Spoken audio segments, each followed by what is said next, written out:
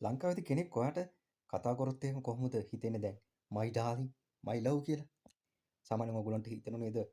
තමන්ට ගොඩාක් හිතවත් කෙනෙක් my darling කියලා කතා කරොත් කතා කරන්නේ තමන්ගේ බිරිඳට ස්වාමි පුරුෂයට, තමන්ගේ ප්‍රේමවන්තට, එහෙම නැත්නම් තමන්ගේ දරුවෙක්ට. පිට කෙනෙක්ට my darling කියලා කියන්නේ නැහැ. ඒ වගේම දැන් my love කියන වචනේ පාවිච්චි කරන්නේ ගොඩක්ම වෙලාවට ප්‍රේමවන්තට බිරිඳට හෝ ස්වාමි පුරුෂයට. නමුත් එංගලන්තයට ආවට පස්සේ මේ සිටුේෂන් එක සම්පූර්ණ වෙනස්. මේ වචන දෙකට ඕගොල්ලෝ රැවටෙන්න එපා. එයාලා සාමාන්‍ය භාවිතයේදී හිතවත්කම පෙන්වන්න my love සහ my darling කියන වචන දෙක පාවිච්චි කරනවා. විශේෂයෙන්ම මේක භාවිතා කරනවා ස්ත්‍රියක් පුරුෂයෙක්ට හිතවත්කම් පෙන්වන්න, පුරුෂයෙක් ස්ත්‍රියකට හිතවත්කම් පෙන්වන්න. හැබැයි my love කියලා කොල්ලෙක් කොල්ලෙට කියන්නේ නැහැ. හරිද? my darling කියලා කොල්ලෙක් කොල්ලෙට කියන්නේ නැහැ. ඒකට පාවිච්චි කරන වෙනම වචනයක් තියෙනවා. නමුත් ගොඩක් වෙලාට අර ප්‍රතිවිරුද්ධ පාර්ශ්ව වලට විශේෂයෙන්ම පුරුෂයෙක් ස්ත්‍රියකට, ස්ත්‍රියක් පුරුෂයෙක්ට සහ ස්ත්‍රියක් ස්ත්‍රියකට.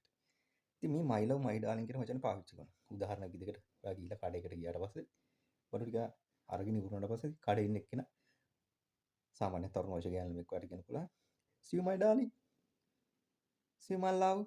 එහෙම නැත්නම් ඔයා කඩේකට ආවට පස්සේ අහන්න පුළුවන් what do you want my love? ඒ වගේ වචනයක්. can I help you my love?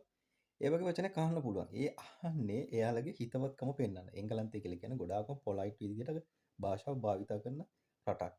එයාලා සාමාන්‍යයෙන් රිනවාදී විදිහට කතා කරලා බොහොම අඩුයි. ඒ කියන්නේ එයාලගේ වාග් විලාසය තුල රෞද්‍රභාවය ගොඩක්ම අඩුයි.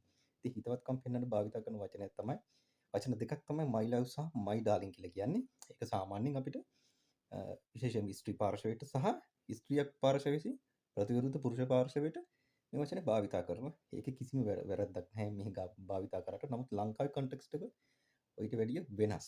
ඉතින් හරි ලස්සන වචන දෙකක් භාවිතා කරන්න. හැබැයි ලංකාවේ සන්දර්භයේදී මේ වචන දෙක ඕගොල්ලෝ භාවිතා කරන්න බෑ. නමුත් එංගලන්තයට බැරි වෙලාවකත් විසිට් කරනවා නම් ඉතින් මේ වචන දෙක භාවිතා කිරීම පිළිබඳ දැනගෙන ඉන්න එක ගොඩක් වටිනවා.